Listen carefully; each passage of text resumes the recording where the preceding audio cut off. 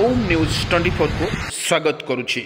आसंतु जिबा आज देखिबा कौन रही पाणीपागर स्थिति ता पूरा वीडियो पर नजर पकईनवा। बंगोपसागर सृष्टि है लघुचाप क्षेत्र। आगामी 24 घंटे राज्य वर्षा संभावना। बंगोपसागर सृष्टि है लघुचाप क्षेत्र। आगामी 24 घंटे राज्य में वर्षा संभावना। उपकूल समेत मयूरभंज केन्दुझर हल्का वर्षा संभावना। आसंता काली गंजाम गजपति मालकानगिरी कोरापुट रायगड़ा मध्य हल्का वर्षा हेबा नहीं भुवनेश्वर आंचलिक पाणीपाग केन्द्र आकलन करिछि।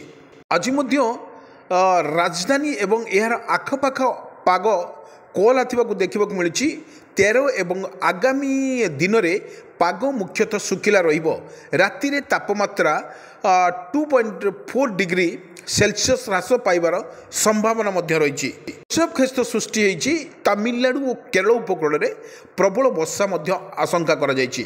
11 एवं 14 आंध्र तमिलनाडु केरल में प्रबल वर्षा आशंका रही और पाणीपाग पक्षर सूचना मिली। 17 तारीख पर्यंत लगी रहा वर्षा किंतु भारतीय पाणीपाग विभाग पक्षर सूचना दी। सेपटे आसंता 15 तारीख में राज्य में पारद खसवा सांगकू राज्यर शीत अनुभूत हेब। 15 तारीख रातिर तापमात्रा 2 ରୁ 4 डिग्री सेल्सियस ह्रास पाइबार संभावना रही। उत्तर दिगकू ठंडा पवन प्रभाव सह पागर जो सूक्ष्मता जो धीरे धीरे कौन कर तापमात्रा कमिबो एवं शीत पड़िबो। आसंता 15 तारीख राज्य में शीत अनुभूत हेब बोली पाणीपाग विभाग आकलन करिछि। आगामी 2 दिन 3 दिन मध्य राज्य में बढ़िबो शीत। राति रे तापमात्रा 2 ରୁ 4 डिग्री पर्यंत खसिबो और दक्षिण पश्चिम बंगोपसागर में सक्रिय रही घूर्णिबलय कारण आगामी 24 घंटा मध्य लघुचाप सृष्टि हेबा नहीं कौन कनी संभावना रही। पश्चिम दिग को गति करी तमिलनाडु और श्रीलंका उपकूले आड़े गति करियो बोली आशंका करा जायछि। भारतीय पाणीपाग विभाग जहाँ सूचना मिली यार प्रभाव में ओडिशार किछि जिले में वर्षा हो पारे।